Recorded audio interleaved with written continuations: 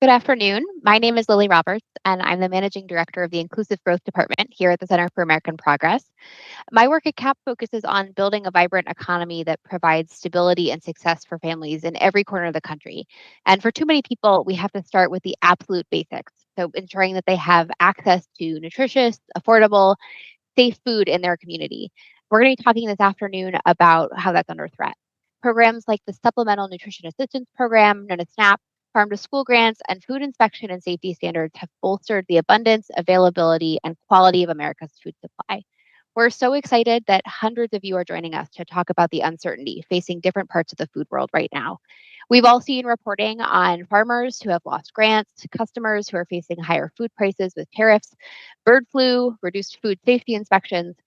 Here at the Center for American Progress, we've been tracking how the so called Department of Government Efficiency, or DOGE, has been disrupting major parts of American life, from medical research to weather forecasting. I encourage you to go to the CAP events page to learn about future events in this series. But on top of the DOGE and administrative attacks on farming and food assistance, now the House of Representatives is considering a 30% cut to SNAP. Throughout all of this, organizations, individuals, and practitioners are working to share information and advocate for themselves and their communities.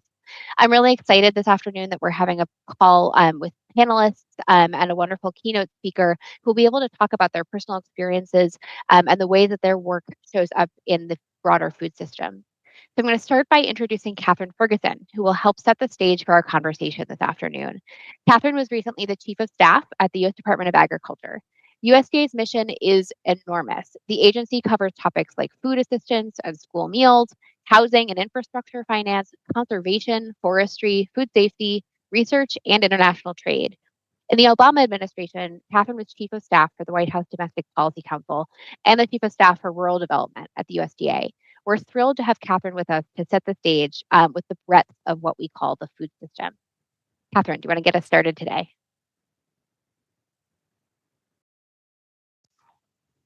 Good morning. Thank you so much, Lily, for hosting today and for inviting me to join you and the Center for American Progress and the many speakers on the panel today in this conversation. As noted, I did serve as Chief of Staff for the last 4 years at the Department of Agriculture, and in doing that, that meant that I spent my time and my energy along with our big team in doing everything we could to make sure that farmers and families, rural communities have what it takes to live their best lives.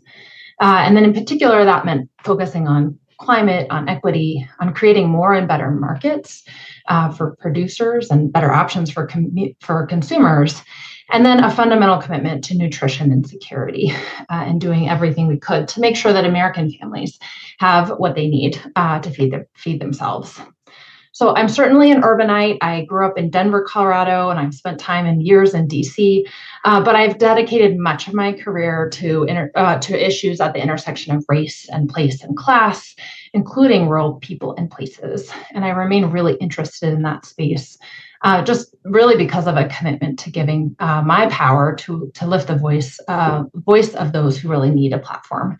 And in many cases, rural people in places, farmers, rural communities are often misunderstood. And I want to make sure that they really have the opportunity to be heard and better understood. So today I'm excited that you'll be able to hear from people who are working in the food and agriculture sector directly. So my goal in the next few minutes is to provide context for the stories you're going to hear from the 3 speakers who are here to share their personal stories and on-the-ground experience with you. And so here, since the focus is food and agriculture systems at the federal level, whereas, as Lily noted, we're talking about things in the jurisdiction of the Department of Agriculture. Many of you likely know that the Department of Agriculture was created by President Lincoln in 1862. And today, the USDA is a very large and broad agency. There's a staff that has been, until quite recently, about 100,000. And we had people in nearly every county in more than 140 countries as well. And the responsibilities, as Lily noted, are just wide-ranging. Food safety, protecting the nation's forests, school meals, SNAP, natural resource conservation, infrastructure in rural places, including housing, and of course, farming and agriculture. So that's a lot. So just take a minute to digest the breadth of that agency and everything that it does. But this event is happening today seems very timely to me. As you likely know, hard to miss these days, the big news that on Monday night, the House of Representatives released draft legislation with very significant impacts on myriad federal programs, including those at the Department of Agriculture. Of particular note, the draft legislation put forward includes the largest proposed cuts to Medicaid and SNAP in history. About 1 in 8 Americans receive nutrition assistance through SNAP, and nearly 60% of SNAP households have children. So shifting costs to the state, as has been proposed, will leave this program underfunded and fundamentally mean that fewer families have access to the nutrition assistance they need. It may well then put pressure on other parts of our nutrition safety net across the country, and I expect we'll hear more about that in a little bit. The legislation also dramatically raises subsidies for commodity production, with changes that make it so the wealthiest farmers can receive additional support, while probably reducing the chances of a comprehensive farm bill that would do right by family farmers and the myriad organizations around the country that are working to build a food system that does right by farmers and families and communities alike. I expect we'll hear some more about some of those organizations, certainly from the farmer on the panel today, and also from the organizations that's working on food systems more broadly. So fundamentally, the budget reconciliation bill shifts the financial burden of implementing federal nutrition benefits to states while using cost savings to further prop up commodity production, and all in a bill that cuts SNAP, Medicaid, energy programs, and adds to the national deficit by some estimated $2.5 billion, trillion dollars, my goodness. So here, the stories we're going to hear today are a really important example of how actions taken at the federal level have concrete impacts on the ground. So as I said, cuts to Medicaid and cuts to SNAP will mean longer lines at food pantries and families that can't put food on the table. Levying tariffs, starting a trade war with China and other countries, scaling back foreign aid, cutting off funding that created local and regional markets for agriculture producers, all have concrete impacts too. They reduce the market opportunities and thus the income opportunities for farmers and ranchers in the United States. And certainly eliminating funding for forward-looking programs like local food procurement, farm to school, the Ag Food Service Learning Program, and producers' investments in conservation, climate-smart agriculture, renewable energy, it all stifles innovation that's so essential for government to evolve. So as I turn it over to the panelists, back to Lily and to the panelists, I do want to just mention that there's no question that the American public is frustrated with the programs and systems that we depend on today. We know that. Accessing federal resources is routinely cumbersome, time-consuming, and often feels fair or punitive. But SNAP is our most effective anti-poverty program. The United States is the breadbasket of the world, and food security our farmers can provide is one of our most important strategic assets. Innovation and evolution really is possible, and it is happening. I saw it with my own eyes, and I was so privileged to be part of that while at the Department of Agriculture. And it's so important that we have programs in communities across the country where we are piloting new and better ways to do things. So bottom line, there's no reason for farmers to go out of business. There's no reason for families to be going hungry or for innovation to be stifled, while improvement in the programs and systems of the past is needed. But that's what I'm seeing today. That is what's happening today. This administration's actions are causing real and irreversible and unnecessary harm. So I'm going to turn it back to Lily, but I really encourage you to listen to our panelists and to do so with empathy and appreciation for what they're going through, and for having the courage to speak up, speak out, and to share their stories with us today. With that, Lily, I'll turn it back to you.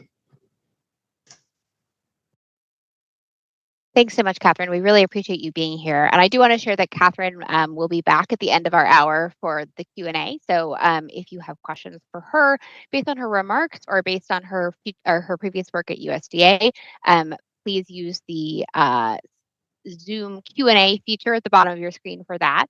So we're going to begin a conversation with our wonderful panelists. As I said, we're going to spend the last 15 minutes of this hour answering audience questions. So please do use that Zoom Q&A feature. My wonderful CAP colleagues will be reading through those questions and teeing them up, and we hope to make this a useful conversation for all of you attending today. There are hundreds of folks on this call, and I'm sure many of you have experiences recently with federal actions from DOGE, like lost grants or uncertainty about future funding. And you also may have stories of what would happen to your community or organization if Congress does go through with those enormous cuts to SNAP. We hope that this will be a space to share those stories and again, to use that Q&A tab at the bottom. So I'm going to ask our panelists at this point to turn their videos on and join us here on the screen. Great. And I'm going to actually ask each of them to introduce themselves with a question. So Anna, we're going to start with you. I know something important to you is your role as an independent farmer. Can you talk about how you became a farmer and why vibrant growing farms should matter to communities across the country, and why we need to ground our conversation about food this afternoon in the experiences of farmers? Yes, thank you so much for having me, Lily. So my name is Anna Pesek, and I co-own a farm called Over the Moon Farm, located in a rural community in Delaware County, Iowa, so in the eastern part of the state. And we are a direct-to-consumer diversified livestock business, producing pork, chicken, turkey, duck, and partnering with other mostly small and beginning livestock farmers to sell beef as well to our customers. And so I have always loved agriculture. I have always been, since I was a teenager, deeply involved in the work and the movement for more just and sustainable food systems. And that involvement has changed and evolved over time. It's ranged from student solidarity work with the Coalition of Immokalee Workers in Florida and understanding the importance of worker-led social responsibility to sourcing at the university I went to and partnering with local producers at the University of Massachusetts Amherst. I then spent some time in Washington, D.C. working for the National Family Farm Coalition right after graduating college. And I found myself sort of accidentally moving to Iowa in 2016 and realizing that actually what I wanted to do was be an entrepreneur and grow a farm business that could live out the values that I believe in, and that is that small and mid-sized farm businesses are essential economic cornerstones for vibrant rural economies, and that everything that I wanted to do and believed in could be lived out with a vibrant business. And so my wife and I, Shay Pesek, we've been running Over the Moon since 2019, and a lot of our growth actually has come since 2022, which was the inception of the Local Food Purchasing Assistance Program and Local Food for School program. So we'll talk more about that as we go on, but we had exponential growth through that program and probably would be a very different business right now had we not had that increased market access.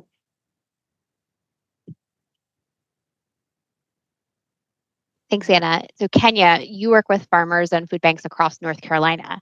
Can you tell us about what the focus of your work typically is, and then tell us a little bit about sort of the chaos of the last couple of months? Absolutely. So I sit kind of in an interesting crossroads because I both represent as the board chair of Charlotte-Mecklenburg Food Policy Council in our food system, but I also show up as president of Hearts and Hands Food Pantry, and I've been doing that work since 2017. And so we really sit between the intersection of emergency food security efforts, support for local infrastructure and our farmers, advocating and fighting for SNAP benefits. We run the SNAP doubling program for our farmers markets in our entire county, and really participating on state level efforts and even some federal efforts to really advocate and push the needle on policies that actually impact families and businesses and farmers and just individual constituents well. As everyone knows, it has been a wild ride. What we have seen over the last few months, sometimes takes your breath away. We have seen a large pulling of funding across the board, both in the public and private sector, for farm programs, food for school programs. The list goes on and on and on. And the reality of the situation that we're in is also about the impact of the private sector, right?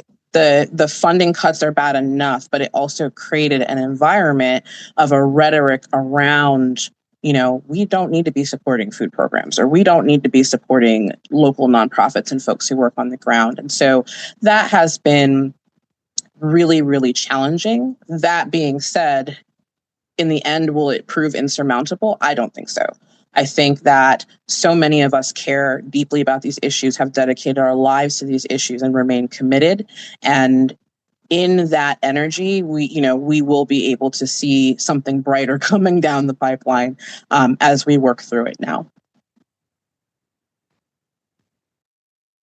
And Jessica, can you talk to us about the relationship between farms and schools and the scale of the canceled federal support you've seen? We heard a little bit from Anna about sort of seeing it from the farm side, but can you talk more about what that looks like nationwide?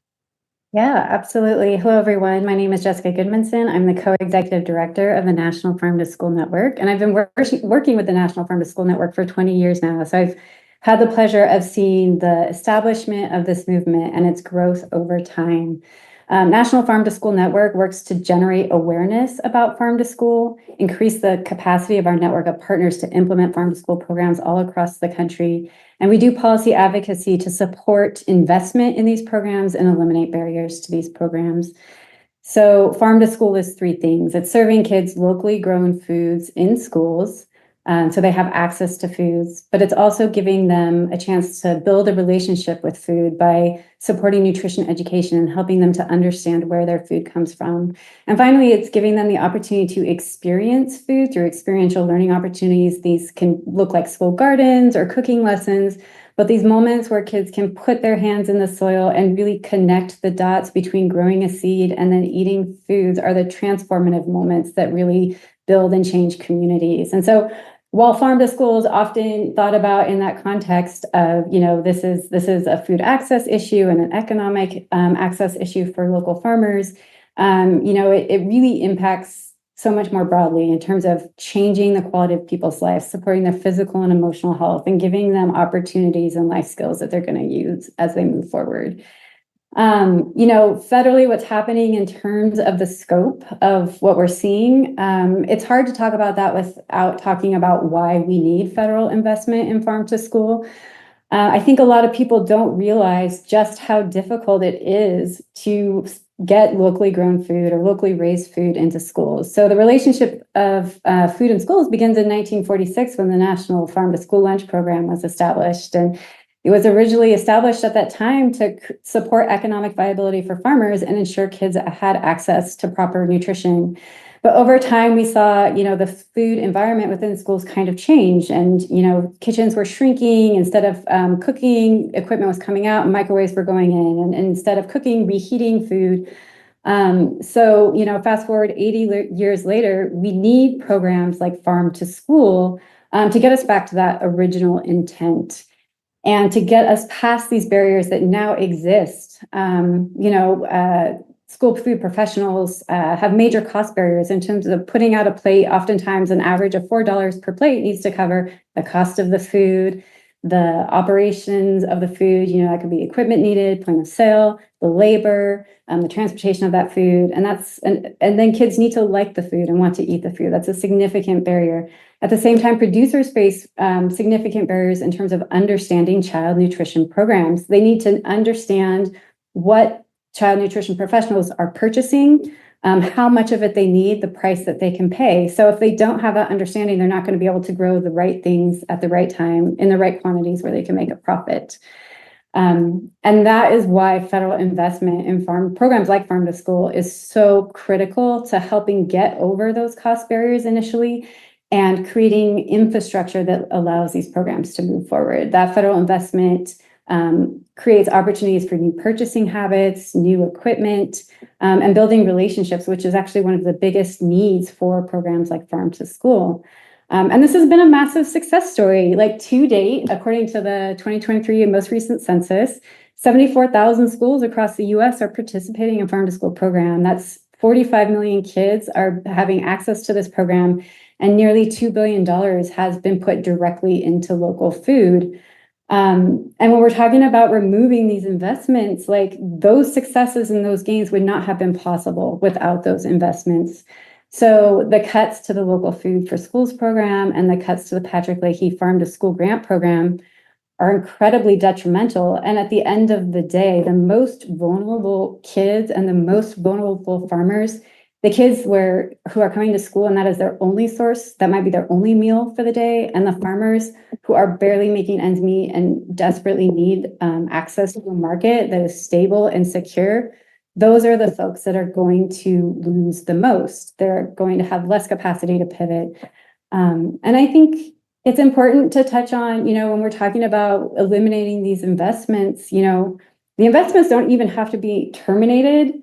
The uncertainty of the investments being terminated has the exact same impact as the termination itself. So, right now we're seeing like people can't plan on a revenue source if they're not sure if it's going to be there a year from now or 2 years from now. And it doesn't make sense for them to include that in their business model. That's a great point, and it brings me right to my next question, which is going to be for Anna. So, Anna, you mentioned this in your opening remarks, but you were talking about sort of the ways in which your business grew in the last couple of years. We'd love to hear more about that, sort of how you took advantage of opportunities that you saw and how you made those plans.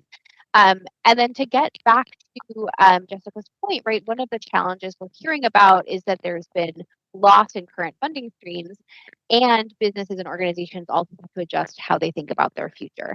It's really hard to measure what we'll lose in the future because grant programs might or might not be there, but it would be really helpful if you could sort of talk us through how you make business decisions and how you might have to change your approach based on federal pots of money that you thought you might be able to count on not being there anymore. Absolutely, Lily. So I think it's important to give a little bit of the context of what a supply chain looks like first for a farm like myself, so that we all start with that same understanding. So we produce meat, as I said, just talking specifically about the hogs. We raise hogs from birth through finishing on our farm. We buy our feed in from a local, small, independent, family-owned feed mill, which are very few and far between, actually, in Iowa, perhaps not to our surprise.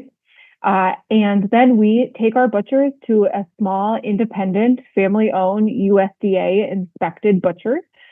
More have grown in our area since the COVID era, but we drive our hogs 2 hours, we drop them off, and then we pick that meat up, we bring it back to our licensed warehouse freezer space on our farm, and then we distribute all of the individual cuts of meat to families, to individuals, and to wholesale outlets. So I think it's important to know that that is just an entirely different supply chain and an entirely different economy than what commodity pork production looks like. We're independent, we're decentralized, we're working with many other independent small businesses. And because of our scale and because of the nature of concentration in the hog industry, which has gutted any market access for small and mid-sized producers since the 90s in Iowa, our costs are different. And so for me, my break-even cost on a pound of pork is substantially higher than what we're seeing on the commodity market and what you might find in the grocery store. And so the same kind of goes for poultry, although our costs on that are even a little higher because there's so few independent, small USDA inspected butchers. Despite being a state that raises a lot of poultry, there's two options. So we drive pretty far for that as well. And so for us, without federal funding that offers price support, so the Local Food Purchasing Assistance Program and Local Food for Schools program offered price support in the state of Iowa. We had guidance, which showed a low and a high range for each particular product, and that was designed by farmers to make sure that they could sell into these programs without going into the red. which is often not possible for farms like us to sell into institutions because of the razor thin margins that are faced by farmers and also institutions like schools, like food pantries, like childcare centers. To be quite frank, they just can't afford our products. And I can't afford to sell them our products at a lower price because I don't have the economies of scale. I don't have the subsidies. I don't have the vertical integration. I don't have any of the things that makes that meat cheap. And I also don't want to produce meat in a way that has externalized all the costs onto other pieces of the supply chain. And so we need that price support to do so. And so starting in November of 2022, we began partnering with different food hubs in the state of Iowa. So the local food purchasing assistance program and local food for schools program did look different in every state. So I'm speaking just as my experience here in the state of Iowa. So we partnered with food hubs that were responsible for distributing the funding and helping us access those new markets. So we started by distributing Thanksgiving turkeys. It gave us a wholesale outlet to bring a truckload of turkeys that got distributed to a food bank that first year. That was kind of our dipping our toes into the water. And for us, what that meant was we knew that we had a secure supply chain, a market outlet for 60 some turkeys. And so we had more cash flow. It takes a lot of money up front as a small business to raise these animals in the way that we do. And it takes a lot of money to take them to independent small butchers and pay that cost up front before you sell anything back. And so we saw just so much potential. And so then going into 2023, we continued to build out our partnerships. And by 2024, we were partnering and distributing our products through multiple food hubs, really all across the state of Iowa. And products really ranged from Thanksgiving turkeys, holiday things, to us doing direct community distribution, primarily to immigrant and refugee families of bags of our poultry because that was their desired product, and really getting to meet people's needs directly in the urban center of Cedar Rapids. This looked like taking monthly distributions of meat to our small underserved rural food pantry in Delaware County, Iowa. And so all of these things created more cash flow for us, which was really important. We sell most of our products just directly to consumers. And so you can imagine each family probably has an average order value of $100 maybe. And so it's a big difference of filling your van with individual orders and driving. We're in a pretty rural place, so we drive pretty far for all of our distributions as well. And it takes a lot more individual orders and individual families to do the same thing as we can do if we are able to fill our truck with, 5 hogs worth of meat and take it to a food pantry and know that will get distributed quickly. So it had a huge impact on our cash flow. And there's, tons of ripple effects of this that I think are important to understand for a small business like ours. Having those market outlets allowed us to access a traditional operating line, ag operating line at a bank. That allowed us to grow our production. We went from doing, 15 hogs a year to doing 75 and having a herd of sows and all of these things. And by March of 2025, when the program was sunset, suddenly, we had built all these new relationships with other producers as well. We had grown our business to a point where we could be buying whole steers from another young beginning farmer to help them have market access because we had the cash flow ability to do that. And so we were seeing this broad economic impact from this supply chain development program that I think was really, really vast. And I think, it's important for people to understand the impact that businesses like ours have on the community and the economies that we're in. I think sometimes it's can be overlooked because it's not right in front of you, but a business of our size, which we're producing about 3,000 to 4,000 birds a year and about 75 to 100 hogs, and then again partnering on that beef. But we're putting $50,000 a year into our small local independent feed mill. We're putting $50,000 a year into small independent butchers, and so that's real economic impact, right? Like that's really keeping people employed. That is putting more money in our tax base, and we're in a place and in a community like many places that we can't go without that investment. We can't afford to go without that opportunity and investment. And after the sunsetting of these programs, the unfortunate reality is there's some private sector activity that's allowed us to continue serving a little bit to some of those food banks, but the scale is not nearly the same. And similarly, we have partnered with some state efforts as well, but scale is not the same. And so, we'll do our best to continue, but we will probably have to scale down, and we will not be able to serve those institutional partners in the same way that we had. And we can be creative and resilient, but there's just some unfortunate realities that without that funding existing, things are much different, much harder. Kenya, I know you're watching sort of folks try to weather this storm and plan as well. Can you tell us a little bit about any sort of organizations or partners that you've seen sort of deal with this sudden elimination of grants or sudden change to the federal landscape in the last couple of months? Sure. I mean, I want to start, of course, with my organization. I think one of the things that Anna really spoke to was the economic innovation around these programs and what it allows you to do, because you have this, set market channel, which allows growth of the business as a farm, which allows farms to be able to participate much more in their food system in ways that were not considered before. That opening of business opportunity and an opening of income allows them to do exactly what they want to do, which is pour back into their community directly. It allows for partnerships with food pantries and food banks.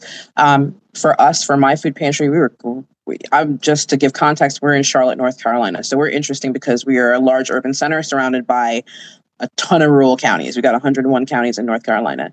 And my organization was part of local foods purchasing agreement through our food hub since 2021. We became the largest distributor in our entire county and probably the surrounding counties as well over these last few years. And so this is, well over $1 million worth of food and goods distributed through that program.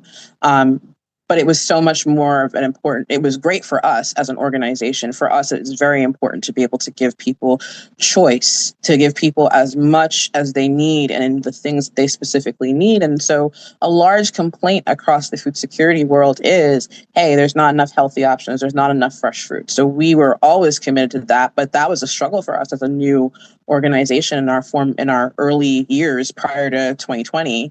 And so having LFPA opened a world for us of now we can serve that many more people and we can continue to expand the variety. You're not just helping them with the handout of I'm going through crisis, I need food. But if we're going to help you, we can help you with things that can also help to mitigate other issues you may be experiencing.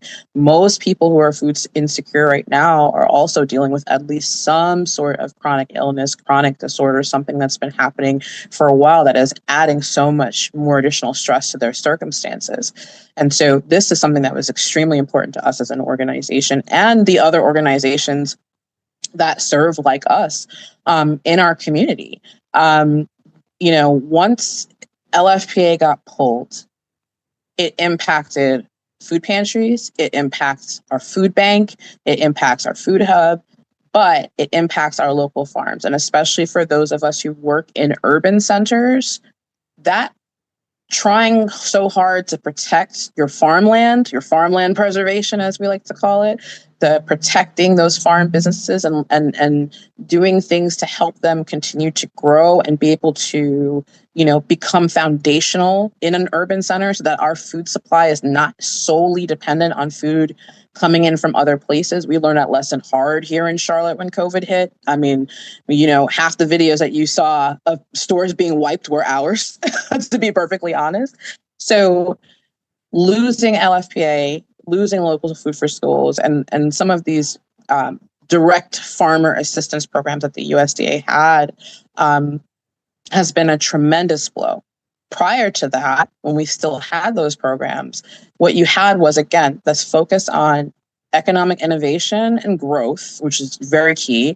We had this focus on addressing food security in a more holistic way that tied into, being able to participate and build health equity efforts as well. You had an incredible amount of partnership and reaching across the aisle, and also direct community-led initiatives where community voice is centered on what their needs are and getting those needs met, we were able to really do that work and lean into that work in a way that is severely impacted right now. It does not mean the work is stopping. I want to make that clear, but it does mean we all can understand the concept of being in a fight with your hands tied behind your back, right? Your legs are still working. You're going to kick for your whole life, but your hands are tied behind your back. And, that's just the reality of the situation. And this extends even to also, I know we haven't touched on this yet, but the other big programs, right? The ones that are not direct,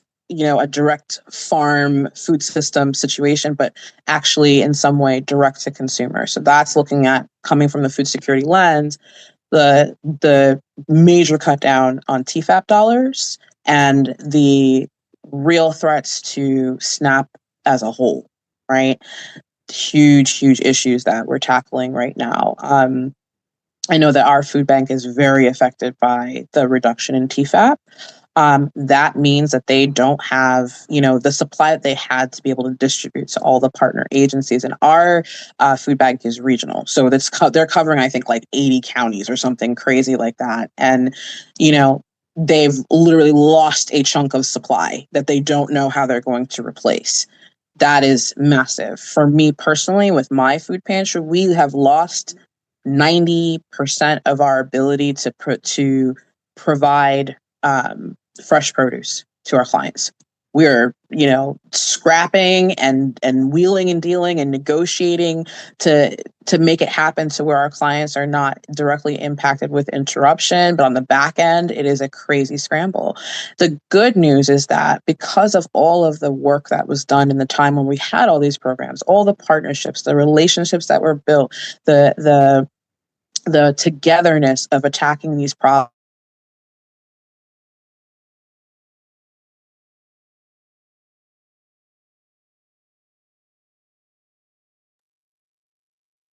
I'm seeing Kenya frozen. I'm hoping that this is just a momentary blip and we're going to get her back any minute now. But she was actually. Oh, go ahead. No, go ahead. Absolutely. No, you're back. No, you're back. Please. You were frozen for just a minute. Oh, I'm sorry. Okay. So what I was going to say was that it's really become like just on the ground. It's a text message network of, hey, I've got 5 cases of cucumbers. Can you please take them? This is how much I can get rid of them for. Or it's me, I texted one of my farms this morning. Do you have 30 dozen eggs? I need, we're really, I mean, it's even for the large organizations, there is an element, and they're having a little bit more of a difficulty of navigating this. But for us grassroots folks, this is what we do. This is community work. This is literally what it looks like. It's literally asking your neighbor for a cup of sugar. And while I strongly dislike that we're in these times, I do want to uplift the community and the network and the voice of every single one of all of us who are in this fight, because it's tough right now. It's tough right now. Kenya, I just saw a question in the Q&A about somebody who's not familiar with TFAP. Can you talk a little bit about what that means for you and the organizations that you work with? Yes. So with the cut down of TFAP, and I'll be very honest with you, I don't even fully know all the intricacies of that, but I can tell you kind of the way that it rolled out here. So TFAP, in the way that it looked to all of us, was cut in the dead of night, it felt like. It was a literal, I woke up to text messages, and then it immediately went to, now at that point, it was about the funding of TFAP. So TFAP funding is being cut. Within a few days, it went to the USDA is not sending deliveries. That's how crazy that situation was. How that impacts organizations, especially food pantries and food banks, who are eligible for those TFAP dollars, is those are sometimes, for certain food banks or organizations, their primary source of getting all sorts of foods that they're distributing to those who are food insecure. So this is literally feeding families through this program directly, direct service. And with the loss of that program in the way that it was, because the fight is still going on. It's not something that it's a complete situation yet. What's happening there is that It was an immediate, no sunset, immediate loss. Like literally shut the door, over for a lot of organizations who were scrambling to get information, scrambling to find out, is there any sort of stopgap? Is there any sort of way around this? Is there any sort of point of negotiation? Literally, what are we supposed to do? Because the people that we feed are, still showing up for their appointment this afternoon, or so on and so forth. And I'll be very honest, at least from my perspective, there hasn't been enough transparency around the whole strategy of how and why these programs were cut. And I think that is also making the situation more deleterious, because the reality is, we understand that we all, right, in this conversation, and many of us across the country, we are not the decision makers on how USDA funds are being spent. Of course not. But there's a lack of transparency of, this is what the priority of the USDA is going to be for this year, or for this administration, or for this term. And so because of this is what has happened. We don't even have that. We just see things being cut that feel arbitrary, that feel destructive, without any sort of like plan attached to it. And in some cases, I feel completely random. The loss of LFPA, local food purchasing agreement. Why did we cut that? You're communicating that there's a commitment to small farms, to agriculture of the United States, to understanding that we are the breadbasket of the world, to understanding that our farmland is important. We say all the right things, and then you cut a program that was directly beneficial to developing our local farmers, which is a whole separate issue from commodities farming, which Anna is 100% right about. In every way, these programs make me question these statements of support, both for agriculture and for our, vulnerable families and our citizens and the health of the nation. All these kind of, language and colloquial statements that we hear, and jargon that we hear around this issue. It literally, and this just may be my opinion, but it does not make sense to me. It does not make sense to me from an economic standpoint. It does not make sense to me from a social service standpoint. It does not make sense to me from, a responsibility of government point. You know what I mean? And so these are questions that I would love to see answered. And I'm sure many folks have the same questions. When are we going to get a statement from the head of the USDA to explain what was the plan, what is the thinking? Even if we don't agree with whatever the answer is, at least we have some understanding, so that it does not feel like a cold and calculated move just to save some dollars, I think that's a really important point. And just because I know that there's a wide range of different policy expertise or different practitioner expertise on this call, we'll just say that. So TPAP stands for the Emergency Food Assistance Program. And technically what happened a couple of months ago is that the Trump administration cut the discretionary, and I think Catherine should probably jump in and correct me if I get any of this wrong, but cut the discretionary spending, quote unquote, which was about $1 billion, and has impacted food banks across the country, food pantries, all sorts of programs, including the local food purchasing agreement, which we've been talking about here as well. That's what Anna was talking about, sort of as a direct engagement with small farmers. Those are funded by the Farm Bill, which has not passed since 2018, was supposed to be reauthorized in 2023. That didn't happen. Now there is an attempt to do some Farm Bill spending through the budget reconciliation efforts that I mentioned at the top of the call, but none of the food security oriented parts of the Farm Bill, just the pieces that are about commodity farming and sort of resource support. Those are really complicated congressional procedure pieces that I probably just bored everybody to death with. But that's the kind of thing that really matters when you're deciding sort of what gets priority in a federal system, right? Like the budget reconciliation efforts. That's how we're sort of seeing what's being prioritized in the food system.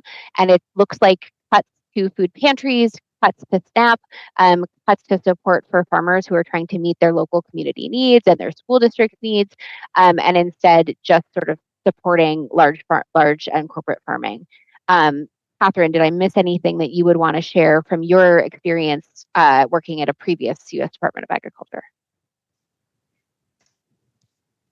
See if I can get on video here. You know what? The couple things I just mentioned is I think the big picture, Lily, you've got it just right. That some of the technicalities there, exactly where the money comes from, it's a little bit different. There are certain places. What I would say is, in the previous administration, there was a very significant effort to use discretionary authority and funding, including from USDA's Commodity Credit Corporation, to really prioritize getting money to people on the ground. So moving, instead of just using USDA's purchasing authority to just buy food and get it to folks, really thinking about what's the connection to the local economy. And so that local food purchasing program is a good example of that. It's not something that's authorized in the Farm Bill. It is something that people love. I mean, farmers love it. Communities love it. State directors of agriculture love it. And so it was the kind of thing that there is an opportunity, broad bipartisan, broad geographic support, and there's an opportunity to make that kind of thing permanent and to innovate. And make our food systems work and make our agriculture, make things work, maybe like a triple bottom line type solution. Instead, what we're seeing, as you just heard, is a freeze on that kind of funding that had already been pulled, and no interest in continuing a program that's been proven to be really important for multiple different stakeholders. So your points all hold true. Exactly how they're authorized and the funding, I don't think everybody here really even needs to know, and get that right to make the bigger picture stick, that things that are happening on the ground that really matter for people on the ground are getting stuck. And there's not a good answer as to why. I do think it's important, though, to talk about sort of the situation that we're in right now. We've gotten a couple of questions about the budget reconciliation efforts, so I do want to share a little bit about that in the Q&A. So as I mentioned earlier, and as Catherine mentioned, right now what we're facing is a 30% cut to SNAP, looking like $290 billion in cuts to SNAP. That's what the House is working on. That's the House Agricultural Committee this week sort of marked up a bill, their piece of the budget. Again, it'll go through arcane congressional procedure over the next couple of weeks. But what it could look like is a really dramatic shift to how we do food assistance in this country. The way what that would look like is sort of cuts to or a freeze for what's called the Thrifty Food Plan, which is how we adjust how much people get in benefits. They get incredibly meager benefits through SNAP, but that is sort of what we give people right now to address food insecurity. It would also look like shifting costs pretty dramatically to states. So right now, SNAP, the funding is flowing through the federal government, but the ways that they would structure a new approach would be to make states pay those costs. And that's really bad for a lot of reasons. A lot of states can't afford to do that even in good times, but they definitely can't afford to pick up extra SNAP costs during recessions. And I think that's something, SNAP is an incredibly useful, what economists call an automatic stabilizer. So it turns on in times of need, and then when people don't need it, you're not spending the money, and it basically keeps recessions from becoming depressions. It is a pot of money that, because the federal government sort of can inject more money into it during recessions, it means that people can keep food on the table. They can use their money if they've lost a job. They could use their unemployment insurance to pay for rent. They're not also sort of making trade-offs between medicine and food, which is often something that people are required to do. It's an important boon to the economy, and it really keeps people out of abject poverty in those times of recession, in addition to the other safety nets that exist in the food system that we've been talking about here. So places like food pantries, places like direct connections between farmers and school districts. If those things are threatened, they might have been able to pick up some of the slack from a reduced SNAP system. But, if food pantries are struggling to stay afloat, they're certainly not going to be able to pick up increased demand if we're headed into a recession and if people have lost SNAP benefits. So it's a really important context to know. It's going to feel, again, like weeks and weeks of arcane congressional procedure, but I do think it's important that everybody who works in the food world knows sort of what an enormous threat this would be. Again, it's the biggest threat to SNAP, and it's in the program's history with about a 30% cut. I've been sprinkling in some audience questions as we've gone, but I do want to make sure we get to another few before we end our time together. One thing that I would love to hear about, maybe from Jessica to start us off. One of our audience members asked about, we're in a really polarized climate. How are you tapping into unusual allies or making sure that your message appeals across a wide range of across the aisle, on both sides of the aisle, and that you have a strong pool of advocates who can sort of speak to a wide range of policymakers? Yeah, absolutely. Farm to School has always been nonpartisan. It's had support from both sides of the aisle. And right now, amidst all the chaos and things that are happening, there's a lot of false narratives around like farm to school isn't necessarily for everyone. So one of the things we're doing in terms of reframing our messaging is simply correcting those narratives that are not correct. Farm to school benefits everybody. Farm to school reaches across both sides of the aisle. So we're continuing to educate legislators, we're continuing to educate our partners on making sure those messages are clear and come true. It's almost not that we need to change our messaging, we just need to correct the messaging that is incorrect. But another thing we're doing is connecting broadly with other national organizations and movement leaders who are also working to advocate for the reinstatement of the local foods for schools funding and making sure that schools have access to funds. So thinking about how we can leverage the existing priorities of the existing administration. There's a high priority on unprocessed foods and removing chemicals. Well, the best way to not have processed foods in your school meal and reduce chemicals is serve whole foods. None of those things are in those foods, or they're very minimally processed. So making sure that, those narratives are holding true to what the administration is thinking about. One of the things that we're finding, especially with the MAHA movement, the Make America Healthy Again movement, is there's so much excitement for this work. A lot of people are coming to this work through that movement. But they're unaware of the existing work that's already in place, that's been incredibly valued, grassroots driven for years, and had a significant financial investment.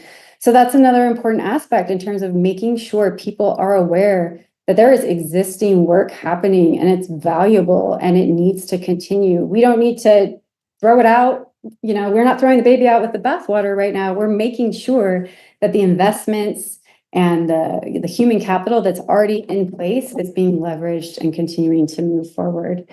So wanting to, and then another thing is we're just increasing that outreach to legislators. We're making sure that these messages are clear, and we're leveraging our legislators. One of the things that's changed in this current environment is that NFSN has historically had a very close relationship with USDA staff. And so being able to engage the staff at USDA through that administrative avenue has always been a great resource and great way to ensure that the work that's happening aligns with the values and meets the needs of the communities on the ground.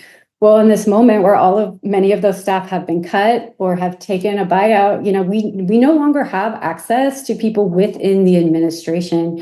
So we have to pivot as an organization. We have to focus on increasing contact with legislators, making sure that what are our other avenues for influencing policy, and making sure that we're leveraging those, and that the messaging around how farm to school is needed and important, and how investing in our kids and investing in our partners, there's no bad investment there. We need to continue those things, and messaging around transitioning savings from eliminating these programs that do support our kids and our farmers and putting them into things like commodity crops and putting them into food exports is highly detrimental, harmful, and destructive.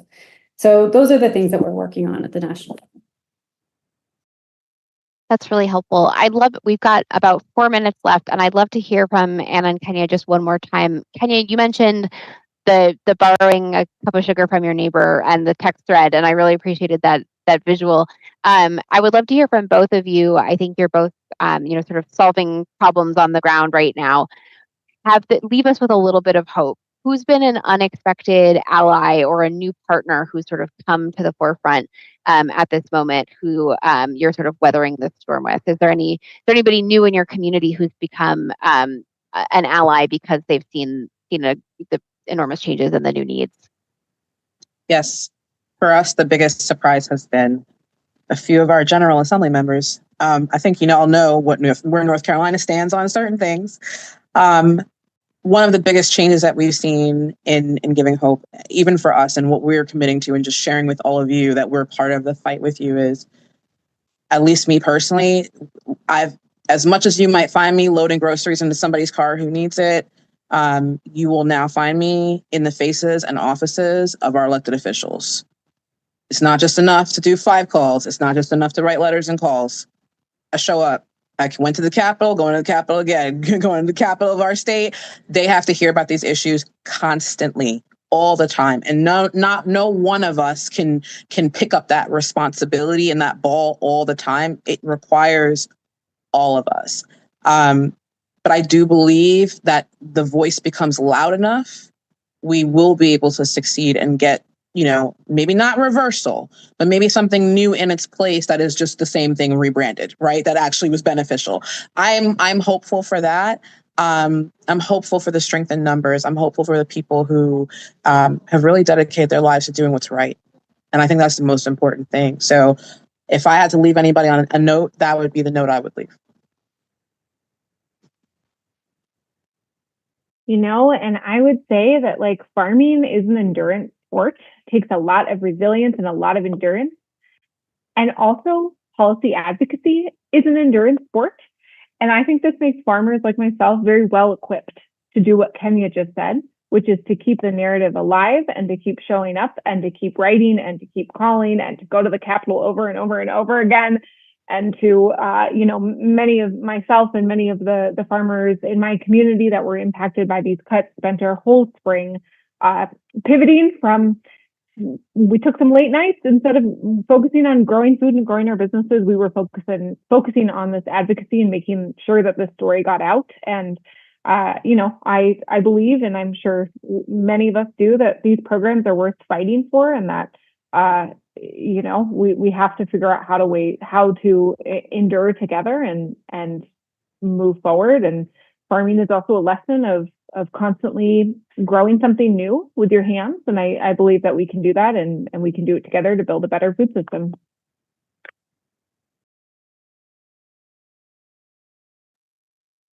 It was a phenomenal way to end. I feel like you've taken us on the journey. Catherine, I'm wondering if you have any closing thoughts on, you've been on the inside of USDA.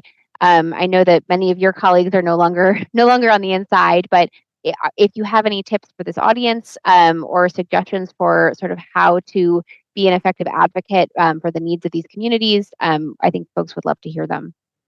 Oh, thank you, Lily. It will be hard for me to say it better than Kenya and Anna just did, because I really do think that we're in a place where things have moved, really where the power is, and there's lots of power and lots of action happening at the federal level, but the responsibility has really shifted to the local level. And I think Kenya is exactly right, that individual action is not enough, that we have to think about the systems. I think it's probably useful for you all to know and just be tracking that this agency of 100,000 now has 15,000 at least who have accepted a buyout. And that is before we see an anticipated very significant reorganization of the Department of Agriculture. If you look at Project 2025, much of what is proposed is dismantling the department, moving SNAP to HHS, moving the Forest Service to the Department of Interior. We don't have any indication right now of exactly what is planned, but we do know that there are proposals, huge proposals for closing offices. And USDA has always been an agency that is in community and just deeply connected with people. And I think it's always been the Department of Agriculture's kind of secret sauce, is to be so connected to people on the ground, whether that was in schools or in the fields or in the forests. So if you don't want that to happen, and if we want to make sure that this, that the impact of this is felt, I think, again, Kenya and said it nicely here as we wrapped up, that talking to legislators, telling your story, having the courage to speak up, just like the three guests did today, it's so important. And I think it's happening some, but it can happen more, and it's just so important. So I would really encourage you all to be engaged, to speak up, and to, if nothing else, give others the courage and the backing and the support to tell their stories, recognizing that that can be really vulnerable or dangerous for people at different times, given what's on the line. But it's absolutely essential. So I encourage you to do just that. I am so grateful to our panelists and to Catherine for joining us this afternoon. This has been a really wonderful conversation. I am so looking forward to continuing to follow all of you in your advocacy and your work in your communities, and at sort of the national ripples there. This is a tough moment for many sectors. As I mentioned at the top, CAP has been hosting events like this one, focused on everything from medical research to weather forecasting. So many different parts of the systems that we take for granted are under threat. And I think it's really crucial to keep having these conversations. Thanks to all who joined us this afternoon and asked their questions. We got to a couple of them, but we can never get to everything. So if you do have something to share about your experience in the field or with partners, please do reach out. We would love to talk to you and learn from your experience. Thanks so much, and have a great afternoon.